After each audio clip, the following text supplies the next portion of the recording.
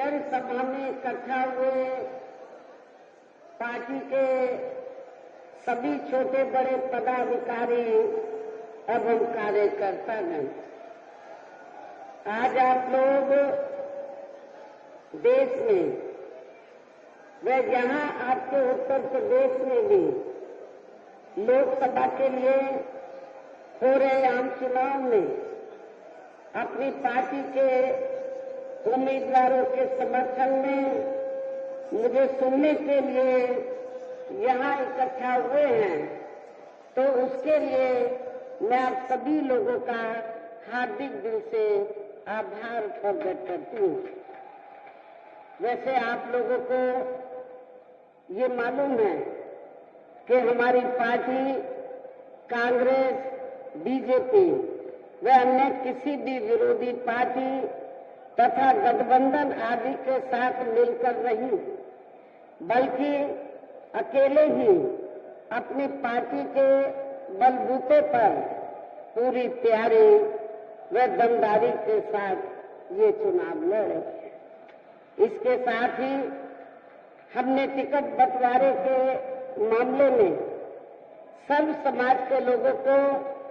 उचित भागीदारी दे दी है, जिनको जिताने के लिए पार्टी के लोग पूरे जी जान से लगे हैं। लेकिन यहाँ मैं ये भी कहना चाहती हूँ कि टिकट बंटवारे के मामले में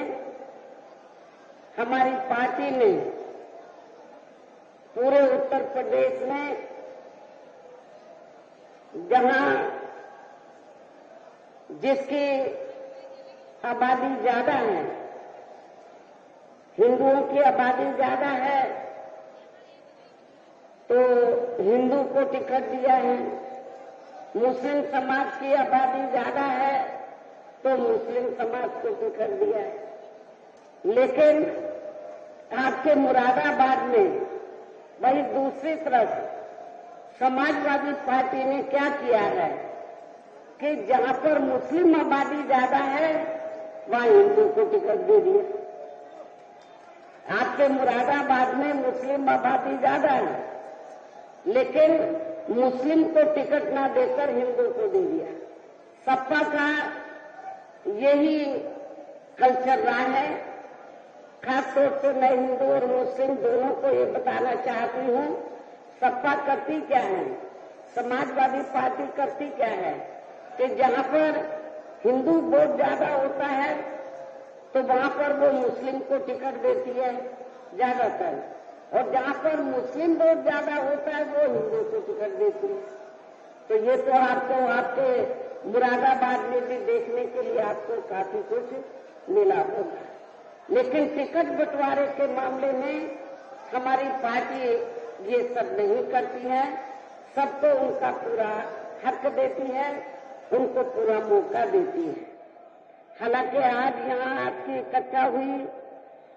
ये भीड़ और भीड़ के जोश को भी देखकर अब मुझे ये काफी हद तक पूरा भरोसा हो गया है कि पिछली बार की तरह इस बार भी आप लोग अपने प्रदेश से या लोकसभा के आम चुनाव में अपनी पार्टी का बेहतर रिजल्ट जरूर लाएंगे। इसके लिए अब मैं आप लोगों का ध्यान कुछ जरूरी बातों की तरफ दिलाना चाहती हूँ, और इस संबंध में मैं विशेषकर कांग्रेस, बीजेपी व इनके अन्य सभी सहयोगी दलों के बारे में ये कहना चाहूंगी कि आजादी के बाद शुरू में केंद्र व देश के काफी राज्यों में भी ज्यादातर सत्ता यहाँ कांग्रेस पार्टी के ही हाथों में केंद्रित रही है, किंतु इनकी अधिकांश मामलों में रही गलत नीतियों एवं गलत कार्य प्रणाली आदि की वजह से ही फिर इस पार्टी को केंद्र व काफी राज्यों की भी सत्ता से बाहर होना पड़ा है, तथा यही स्थिति इनकी सहयोगी पार्टियों की भी बनी रही है, जिसके कारण ही फिर पिछले कुछ वर्षों से बीजेपी व इनके सहयोगी दल केंद्र एवं काफी राज्यों की भी सत्ता में काबिज हो गए हैं, लेकिन इनकी भी Bharatiya Janata party and company के लोगों की भी ज्यादातर रही जातिवादी, पूंजीवादी, संकीर्ण, सांप्रदायिक व द्वेषपूर्ण नीतियों एवं कार्य प्रणाली आदि से तथा इनकी कथनी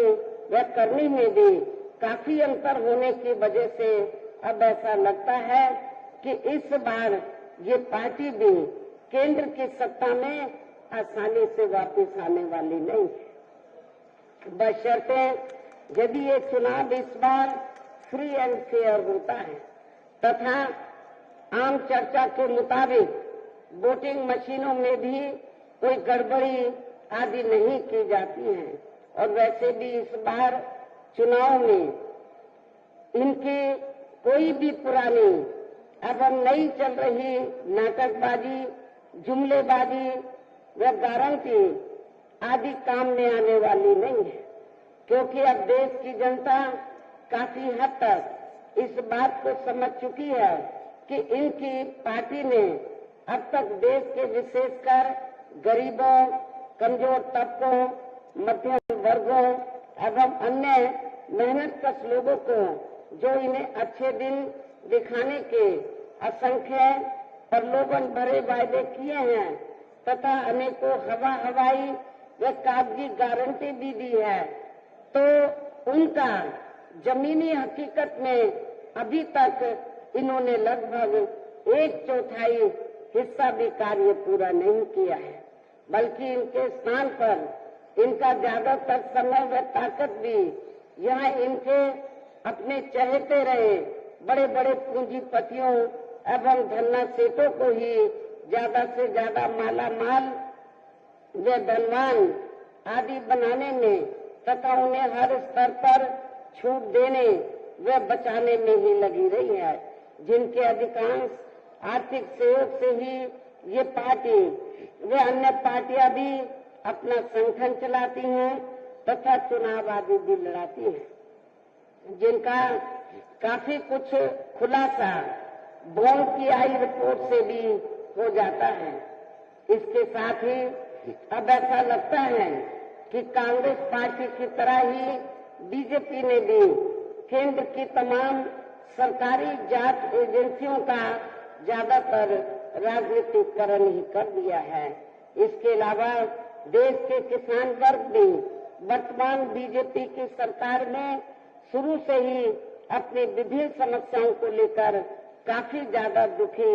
व परेशान रहे हैं और अभी भी है, जबकि यूपी में 4 बार हमारी पार्टी की रही सरकार ने इनके हितों का भी हर स्तर पर विशेष ध्यान रखा है। इतना ही नहीं बल्कि केंद्र में पूर्व की रही कांग्रेसी सरकार की तरह ही वर्तमान भाजपा सरकार ने भी इनकी जातिवादी, हीन, सांप्रदायिक एवं पूंजीवादी सोच व नीतियों के चलते पूरे देश में सर्व समाज में से खासकर गरीबों, दलितों, आदिवासियों, पिछड़े वर्गों, मुस्लिम एवं अन्य धार्मिक अल्पसंख्यक समाज के लोगों का भी पूर्ण रूप से विकास व उत्थान आदि नहीं हो सका है। और इस संदर्भ में वैसे आप लोगों को ये मालूम है कि पूरे देश में यहाँ दलितों, आदिवासियों एवं अन्य पिछड़े वर्गों का सरकारी नौकरियों में पिछले काफी वर्षों से अधूरा पड़ा आरक्षण का कोटा भी अभी तक पूरा नहीं भरा गया है। विशेषकर एससी व एसटी वर्गों के सरकारी कर्मचारियों का पदोन्नति में आरक्षण भी अब काफी हद तक प्रभावहीन ही बना दिया गया है। साथ ही केंद्र व राज्यों में भी विरोधी पार्टियों की रही सरकारों ने इन सभी वर्गों को प्राइवेट सेक्टर में आरक्षण दिए जाने की व्यवस्था किए बिना ही इनकी सरकारों के ज्यादातर सरकारी कार्य अब प्राइवेट सेक्टर के जरिए ही इनके बड़े बड़े पूंजीपतियों व धन्ना सेठों आदि को ही दिए जाने के कारण अब इनको पूरे देश में आरक्षण का बहुत कम ही लाभ मिल पा रहा है। इसी प्रकार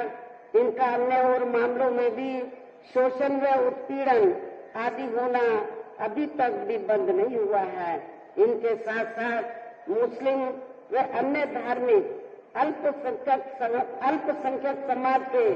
लोगों की भी हालत हर स्तर पर यह काफी ज्यादा खराब व दयनीय बनी हुई है। इसकी जानकारी आप लोगों को भी है, खासकर मुस्लिम समाज के लोगों को इसकी काफी कुछ जानकारी है। इतना ही नहीं बल्कि पिछले कुछ वर्षों से केंद्र व अधिकांश राज्यों में भी बीजेपी व आरएसएस की सरकारों के चलते हुए अब इनका विकास एवं उत्थान आदि होना भी काफी हद तक बंशाही हो गया है। आए दिन इन पर खासकर धर्म की आड़ में हो रही जुर्म जाति भी यह काफी ज्यादा चरम सीमा पर पहुंच चुकी है। हिंदुत्व की आड़ में इनका काफी ज्यादा शोषण किया जा रहा है।